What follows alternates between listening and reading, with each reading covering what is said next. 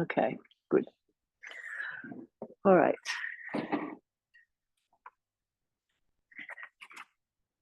Okay, so let's settle. Welcome to the first pranayama session. We are going to be working with digital pranayama. So surya bhedana and chandra bhedana, and we'll just get used to using the fingers. So I'd like you to start, just those of you online, you need 3 blocks or equivalent, a bolster and 3 blankets preferably, and if you're cold, have another one. Take your blocks flat to the wall, and then have a bolster along your mat, and then just possibly a flat blanket. That's probably all you need. So this pose is sort of the queen of preparation for pranayama, because it really opens the intercostal muscles, the breathing muscles, and it broadens the diaphragm, and it just gets everything open for the breathing. So just have a look. You might need something higher than this. I'll come and check that out for you. But basically, the edge of this bolster needs to sit underneath the shoulder blades. It's really good if you've got neck issues at the moment, this pose. And the feet are on the blocks with straight legs. So it's a little bit fiddly sometimes, you get used to it. But basically, I want to curl my shoulders down before I straighten the legs out. The blanket is just underneath my head. And you can see I've done this a lot. I know where it needs to be. And then the feet are on the blocks with the feet flat to the wall. Don't have them half on and half off. You want the feet flat to the wall so that you can anchor there. Now, if you need more support underneath the head, then take a higher blanket for underneath your head.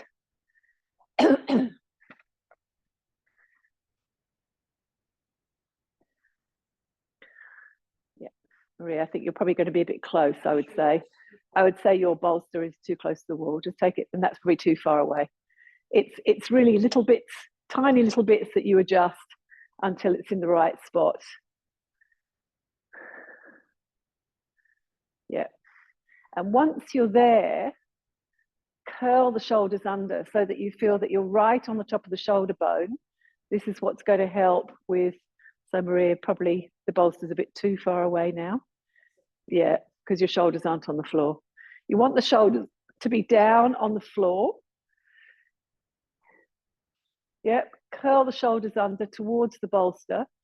So the side chest is lifted. Yep, and the diaphragm is spread from the center out to the sides. That's it. Yep. Yeah, I'm going to come around and check. Just turn this around while I do that. Whoops.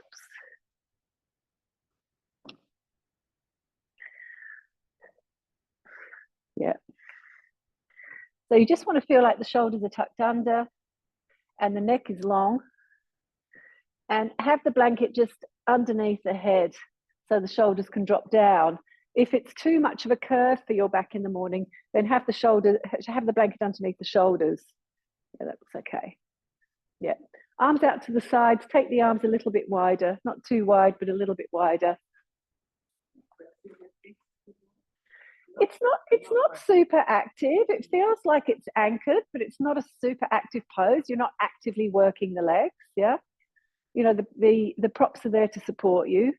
You're not working hard before pranayama or physically in pranayama. Let me turn that around again. Okay.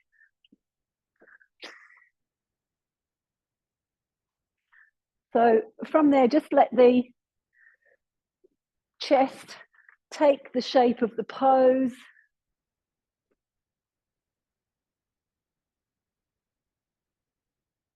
Feel how the diaphragm expands from the midline, from the xiphisternum, that little point at the bottom of the breastbone, where the diaphragm sort of sits and broadens out to the sides to the ribs.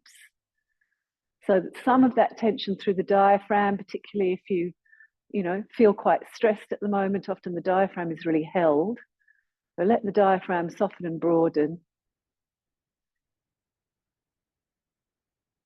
Release the jaws. Release the tongue in the mouth. Let the forehead soften. So often we'll spend 5 minutes at the beginning of pranayama just to accustom the ribs to broaden and the lungs to start to expand. The lungs attach to the ribs through the fascia, through the pleura. And so when your lungs are expanded, the ribs get to expand.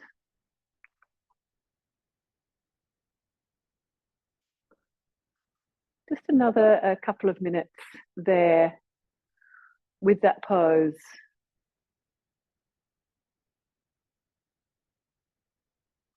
Already start to just settle the mind in the breath.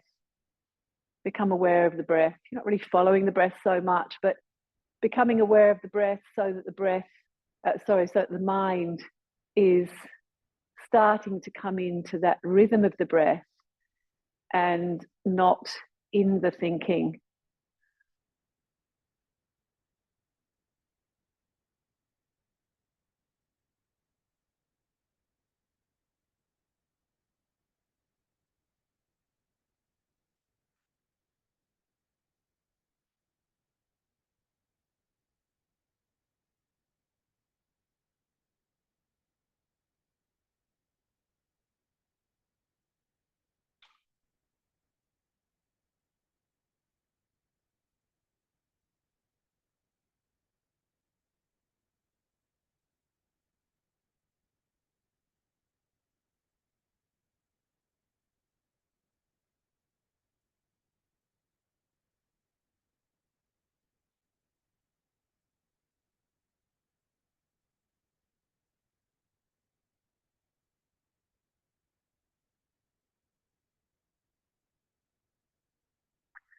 Throughout the practice, notice where your mind is. Every so often, tap into that. Where is my mind? Is it really in the breath? Because, of course, with pranayama, it is a stepping stone towards one-pointed concentration, meditation. It is the gap between asana and meditation. So now bend up the knees, place the feet to the floor. Just take a moment there. Notice that as you do that, the diaphragm can release slightly, soften slightly. It's not so stretched, not so broad. And then from there, roll over onto your right side. Just stay on your right side for a moment. Just let the back release. We're not going to go forwards, but just let the back release there in that position.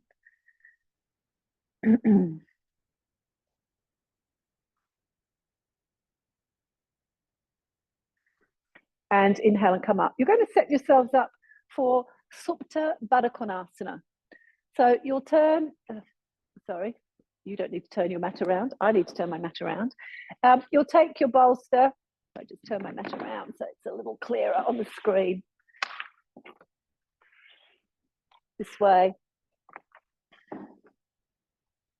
All right. So you've got the bolster along your mat. You're going to take a 3-fold blanket to the end of your bolster. And one blanket, as we know it comes off the shelf looking like this, open it so that it's broader. And then from there, fold it into 3. So it's sort of a long blanket, a long thin blanket. So that as you come into Baddha Konasana, and don't pull the heels in too much, yeah?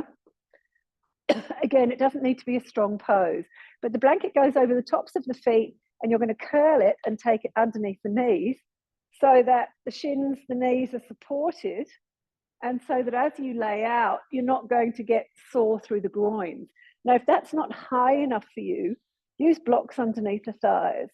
You know, if after 5 minutes, we're not going to be there for that long, but if after 5 minutes you know that your groins start to scream, support, because in pranayama, you don't want the body to be a distraction. This is the idea, to get yourself into positions where the body is not a distraction. Yep. So much better to support the knees, support the groins as you lie back. If it's really uncomfortable doing this position, just stretch the legs out.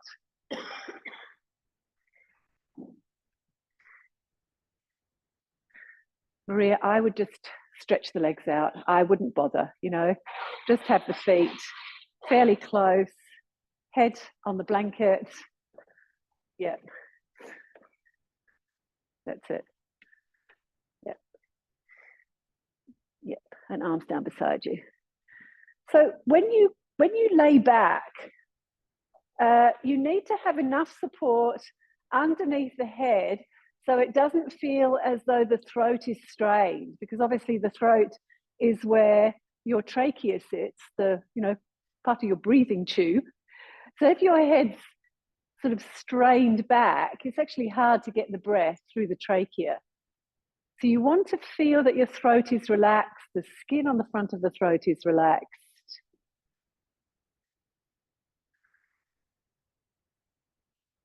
You can release the jaw.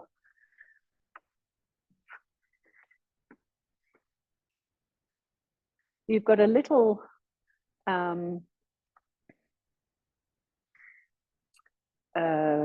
cap on the trachea called the epiglottis that stops food going down it. Just let that whole area at the top completely relax.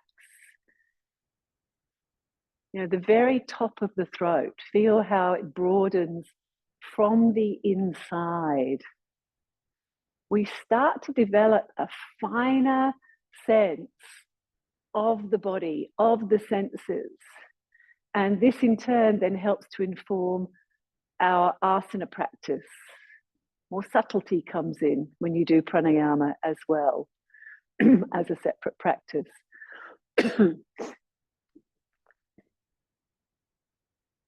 So first of all, just observe those things, the softness of the throat. Notice if you hold tension through your throat, can you expand the throat from inside out? Feel that the inner throat is really soft. Let the skin on the face soften, the cheeks soften. And notice how that allows the shoulders to drop down more. You're not pushing the shoulders down, but there's a sense of dropping the shoulders down, just releasing away from the neck. And all of this starts to open the thoracic inlet, this area of the collarbones and the upper ribs that help to form that inlet so that you can breathe more easily. Let the belly be soft. And just start to become aware of the movement of the breath. This is Ujjayi 1, it's just an observation of the breath. The problem is that the moment you start to observe the breath, it changes. And so at the beginning, you might observe things in the body so that the mind settles, and then just gently start to switch your attention to notice the rise and fall of the belly, the broadening of the rib cage.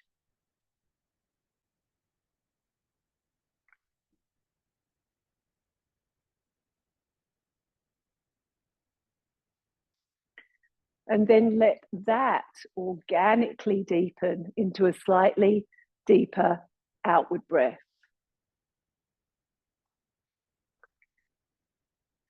So that as you exhale, excuse me, you're starting to take the breath a little more deeply into the abdomen, into the layers of the abdomen, a little bit more deeply down towards the navel.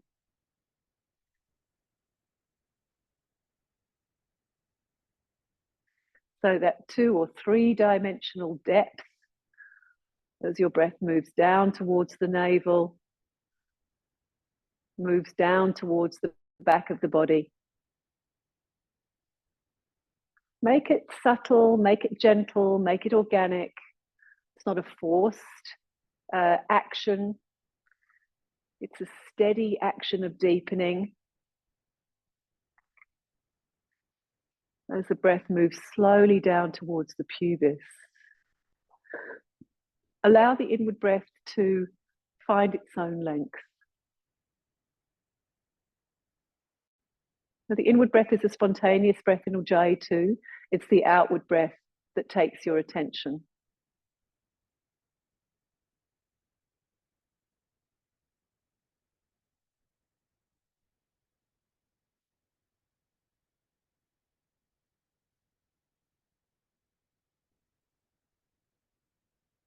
Notice that as you deepen the outward breath, the inward breath of its own accord also starts to deepen. It's almost like an answering breath.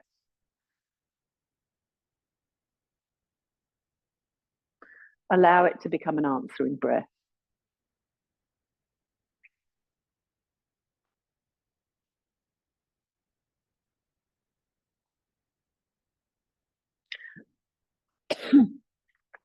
And now start to turn your attention, again, very gradually, make it just this subtle change that you just start to notice the inward breath first of all. The outward breath is still long. You are still making some effort to deepen the outward breath, but you start to just turn your attention to the inward breath.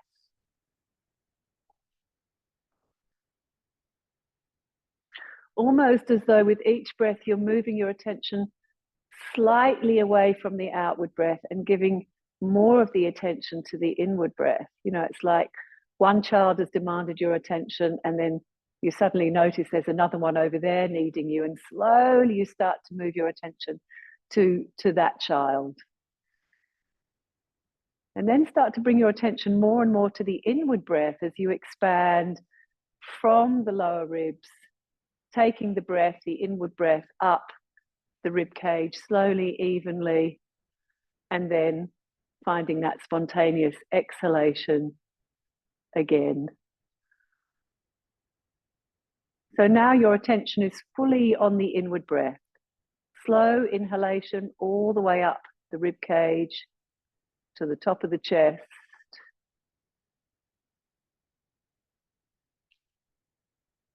And natural, spontaneous exhalation. Just let the exhalation be the answer now to the inhalation.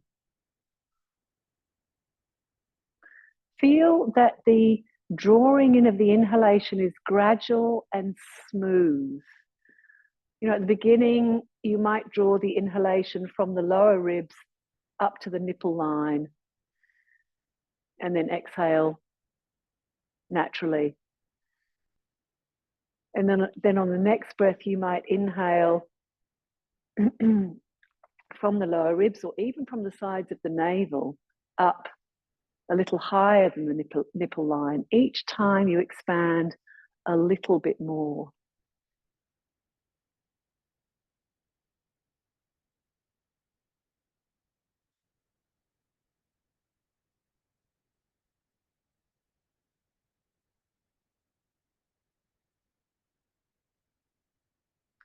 And now start to spread your attention between the inhalation and the exhalation. So not only is the inhalation long, purposefully, but now the exhalation is also purposeful. Slow, long, deep inhalation, inhaling from the sides of the navel,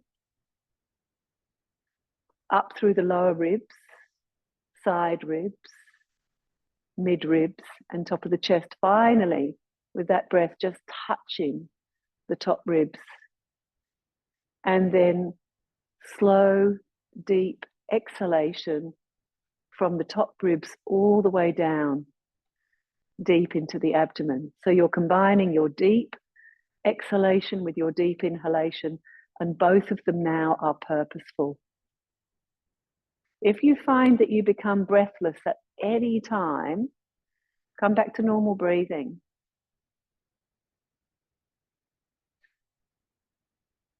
You often find that there's a lot of yawning if there's a huge amount of tension held in the body. Then the yawning will come. It's almost like the body is just trying to let go of some of that tension. Just allow it to come, don't stop it. Keep your mind on that inhalation, on that exhalation. You'll find possibly as we move through the session that the yawning will let go as the tension in the body lets go. Just allow it to be. You're just observing, you're not trying to change anything.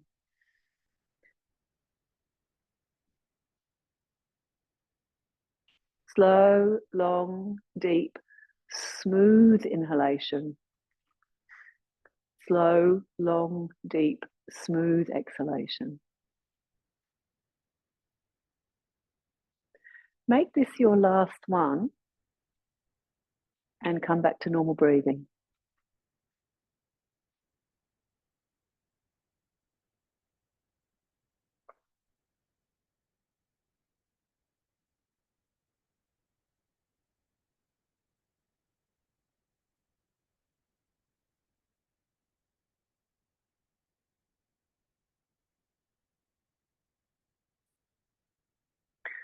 And then from there, just get rid of your blanket and bend up your knees, place your feet to the floor.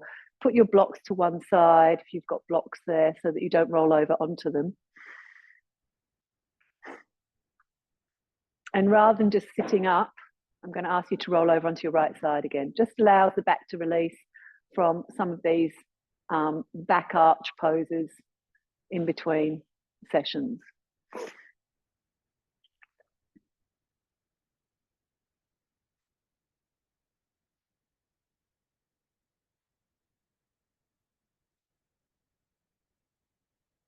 And then from there, inhale and come up. I'd like you to have 3 blocks. Now, if you have difficulty sitting on the floor, please sit up on a chair. So I'll show you first of all with the blocks and why we do it with the blocks.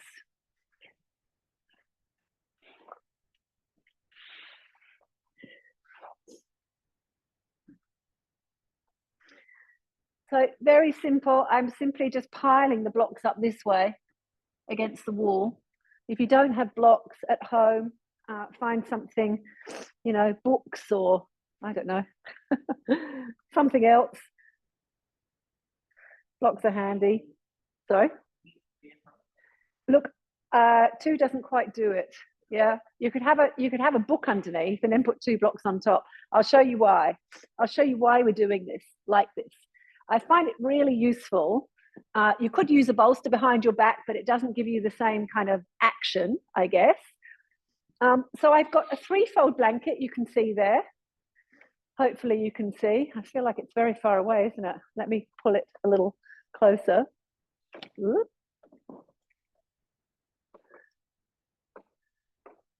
Maybe that's better, yeah. And then take a blanket and just fold it into 2. They're pretty thick, these blankets at Body Voice. So you may not need so much height. We'll work with a lot of height today and then we'll kind of experiment over the next weeks. We've got 8 weeks together. So this is going to be along my spine. Now what it does is it brings my spine in from the back. So rather than my spine doing that, which is what, you know, we're used to doing, the block is a reminder to bring my spine in from the back. And you can see as soon as I do that, that my ribs get broad. You know, that's what you're wanting to do. The nice reminder with this is that it sits up right to the top of my vertebra, to the top of my thoracic spine, upper back, which means that when I ask you to come into Jalandhara Bandha, which is taking the chin forwards and down, you don't take the chest forwards and down. You're still feeling that the blocks actually are up against that vertebra there, and then the chin comes forwards and down. It's a good reminder, I guess. Now, Maria, I would suggest, because it's a cross-legged pose, I would suggest you sit up on a chair. Yeah, and have a blanket thrown over the back edge of the chair. I'll show you. I'll show you over here so people can see if they're at home and they don't want to sit. So if you're sitting on a chair, and it can be any chair, but just make sure that you can rest your back and then have your back against the blanket. Yeah, so it's not really uncomfortable. And then you can still roll the shoulders back and get this lift in the chest if you don't want to sit on the floor. All right. Otherwise, you're sitting. So how you sit in pranayama is not just a nicety, it's really the foundation of your pranayama. If you can't sit, you know, on the floor for a while, uncomfortable in the hips, too much for your spine, for your back muscles, then sit up on a chair until you can sit on the floor. So I've got my spine right against the blocks. My hands are flat at the moment. I'll show you in a moment. I'm going to roll my shoulders back almost to slightly hug the blocks with my shoulder blades. That really helps my chest lift. And then from there, from that lifted position of my collarbones, my first rib, which is above the collarbones, from that position, I'm going to start to bring the chin forwards and down. Why is it so important to lift this part? Because the lungs actually attach up onto this first rib. First rib is right here above your collarbone. And the lung, the ligament of the lungs actually attach right up here.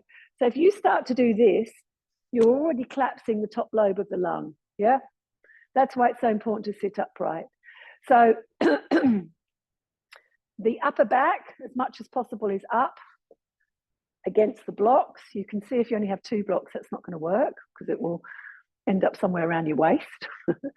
And then you're going to bring the chin forwards and down. Keep rolling the shoulders back. The chest is lifted. And we're going to come into Ujjayi 4. So that full inward, full outward breath is the complete Ujjayi or Ujjayi 4. I'm going to ask you to turn your palms upwards. Yeah, actually, and I've forgotten something very important. So you do need that, excuse me. Maria, grab a blanket on the chair as well. You do need that third blanket. You're going to fold it into 2. Sorry, a bit croaky this morning.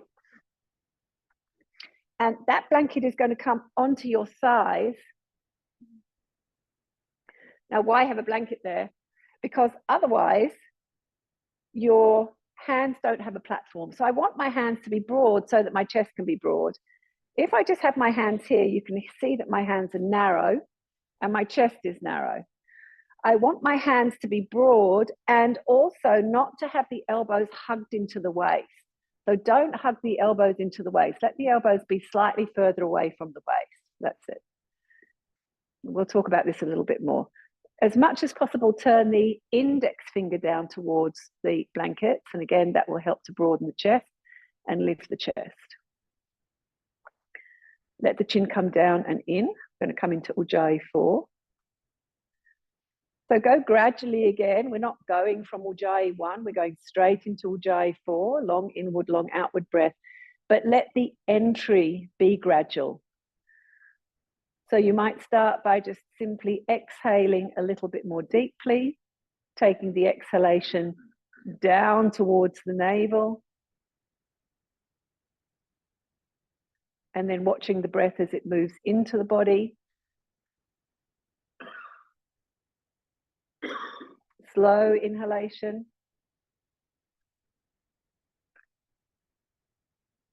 And then once more, long, slow exhalation. This time, the breath might move down more deeply into the abdomen.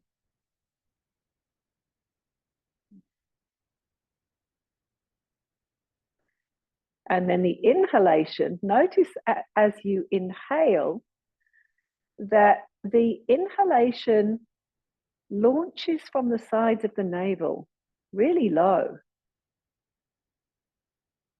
and moves up the rib cage, touching the inner ribs, moving up to the top of the chest.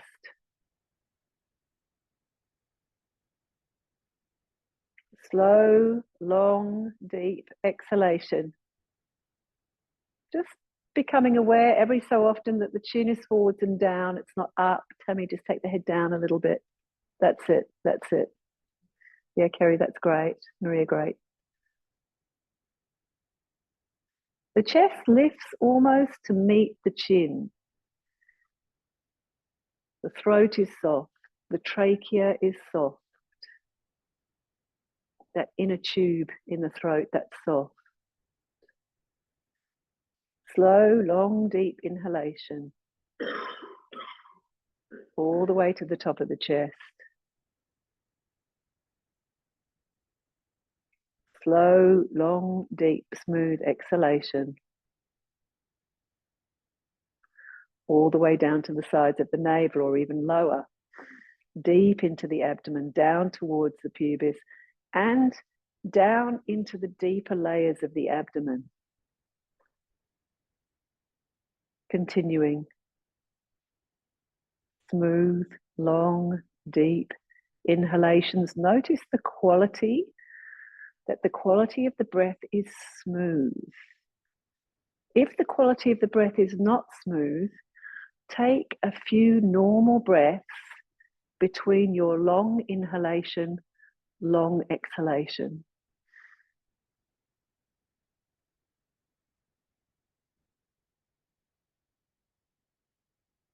I think it's so important to observe that you're not becoming breathless.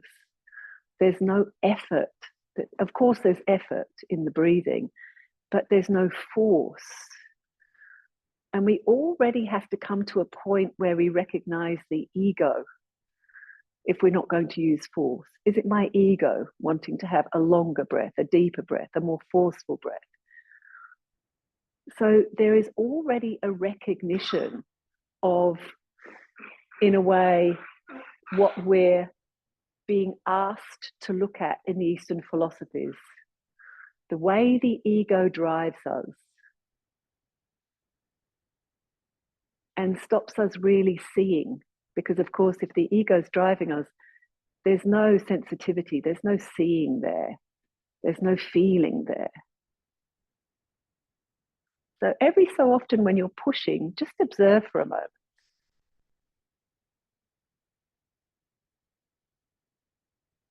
Is my ego pushing? Do I always do this? Is this my habit? Can I back off a little bit and maybe more will come to me if I don't just push with my ego?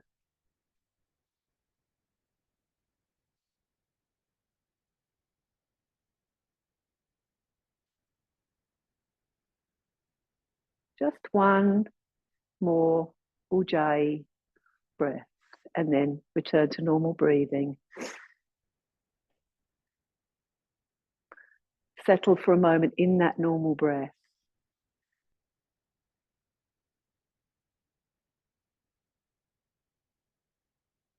Almost relax into that normal breath. Surrender into the spaciousness of mind that it brings.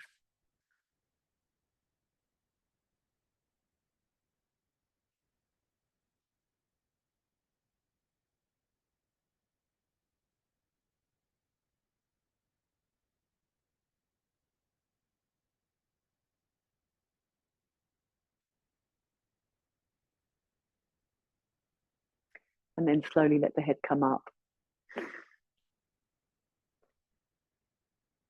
And open the eyes. So just be conscious in your own pranayama, and you'll get to do these over the next weeks anyway, that you're not racing from one technique to the other. I think Tammy mentioned last term this lovely allegory of how we need to process things. We need the space, the time to do and then to process, and not just to race on to the next thing. I think you talked about a computer or something. I can't remember. Something. It was a great allegory. Wish I'd written it down. Anyway, this idea that we do all this powerful stuff and then boom, we just race on to the next thing and we don't actually process it. So when you come out of something like Ujjayi 4, take another minute just to be with the breath rather than racing. So we are going to move on to the next technique. I'd like to at least do anuloma today. So anuloma breath is where we use pranayama mudra. So let's have a look. I think you're all familiar with this. I don't think we need to spend too much time on the technique. And those people online, I know they're familiar with this. So the first two fingers, index and second finger, curl into the palm, curl into the base of this thumb. The thenar eminence, as you probably remember Olivia saying, you curl in, yeah? This is your thenar eminence. And those first two fingers curl into touch. Now, if you've got arthritis, sometimes that's really difficult, and it's good to use an elastic band around this. And I've forgotten them, I'm sorry. Does anyone need one, by the way, or are you three okay with this? Now, you curl those in to get them out of the way so that the tip of the thumb and the tips of the fingers can touch this way. Yeah? Yeah, put your glasses on. Yeah? I'll come around. I'll show it very much to the camera so that it's here. So the tips of my fingers are touching there, and the tips, because I noticed when I taught this maybe when I taught it either last term or on retreat, that some of you are here, you've got this happening. So you've got the sort of muscly bit of the finger and not the tips. And we use the tips because they're just much more sensitive.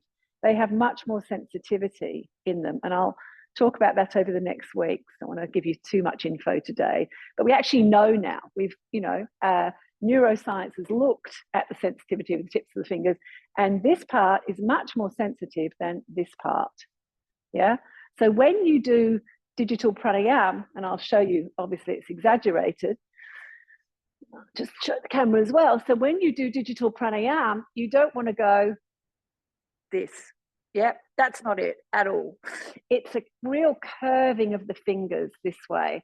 And sometimes in the morning, if you're stiff, it's good to do sort of some stretches with your hands and just, pull that in and really just get your hands warmed up for, especially in the cold mornings, for digital pranayama, especially when you're at a certain age and you might have a little bit of stiffness through your fingers. So you're touching the tips. This thumb, the tip, is touching just underneath the nasal bone in this little gully there, yeah? And it's touching lightly. And then the two fingers on the other side, really it's just the middle finger that touches and the little finger supports. So if you have a look again, because I'd love you to get this right, not to create bad habits, I'm coming in here. And there is, great pictures of Iyengar in Light on Pranayama if you want to have a look. So I'll just have a look at everyone, that it's really the tip. So this needs to be much more curled. The palm is curled and the wrist is not straight. The wrist is actually curled. Yes, Kerry, I can see you've been doing lots of this. No, not this one. Not this one. Okay, all right. So you're here, yeah. And the wrist again is not straight, it's curled. Let it curl in. Yeah, so again, I'm glad we're going through this.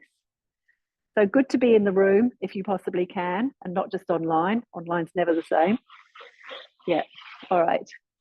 So that the wrist is not hard, it's curled in. Otherwise you can't get the fingers into the right position, yeah? Okay. And, again, we've got 8 weeks to do this and lots of time in between if you want to do the sessions. Okay, so we're going to do anuloma, which is an outward breath. And as you breathe out, you partially block both nostrils, okay? So what we're working towards, the two techniques that we're working towards, preparing towards, is surya bhedana and chandra bhedana.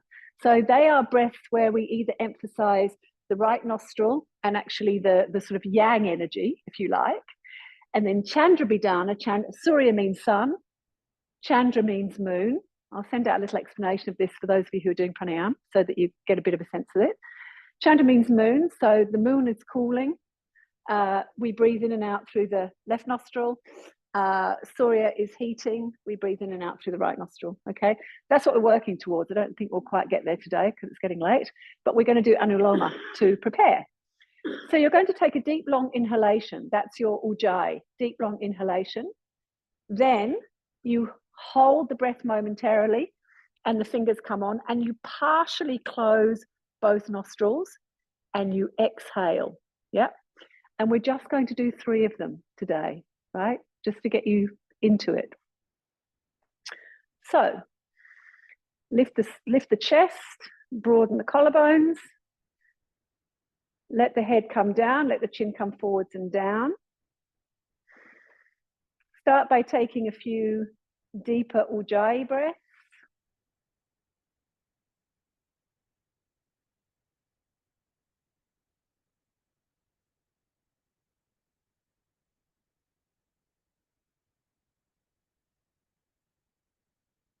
Let the next inhalation be long, slow, even. Find that pause and then bring the fingers onto the nose. Once the fingers are in place on the nose, slightly close both nostrils, exhale through the nose, obviously.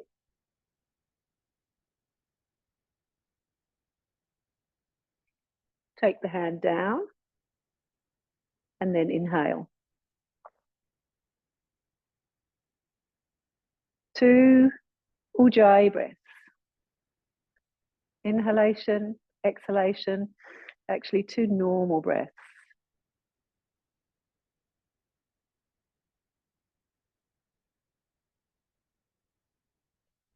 Take a longer inhalation now, a longer, deeper inhalation. Pause the breath, bring the fingers onto the nose. Slow, long, deep exhalation.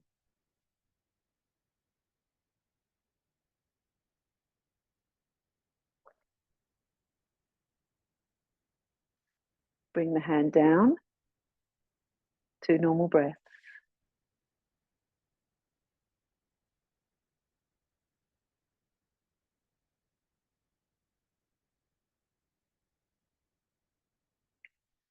Slow, long, deep inhalation. Pause the breath, bring the fingers onto the nostrils. Slightly close both nostrils evenly. Slow, long, deep exhalation through both nostrils.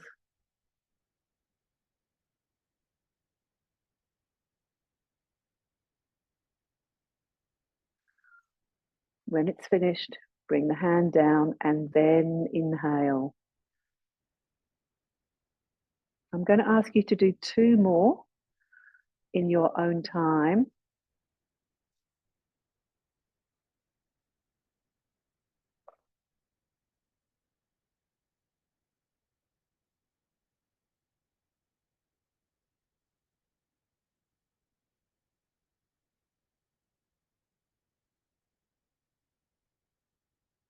Take 2 normal breaths between each cycle of ujjayi.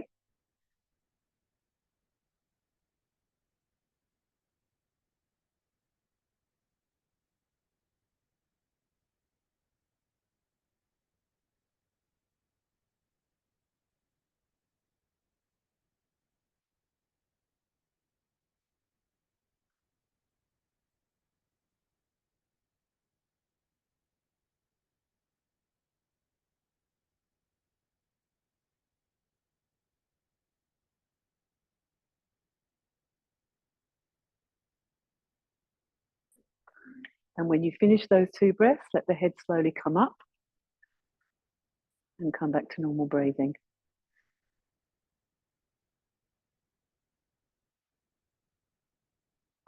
And quietly open the eyes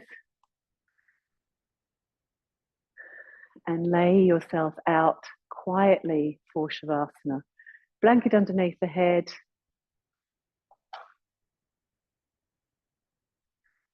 Have a blanket to throw over you if you need one. Have a bolster underneath the knees if you need one. Always spend, however long you need at the end of pranayama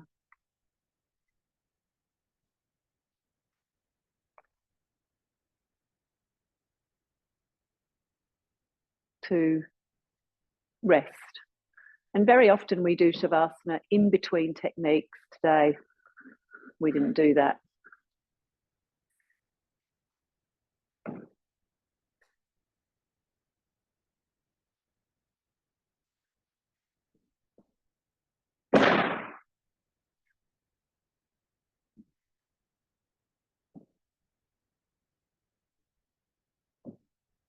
I'll just turn the lights off, actually. Just settle yourselves in Shavasana for a couple of minutes.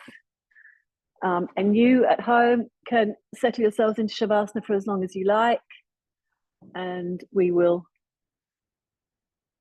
stop the recording.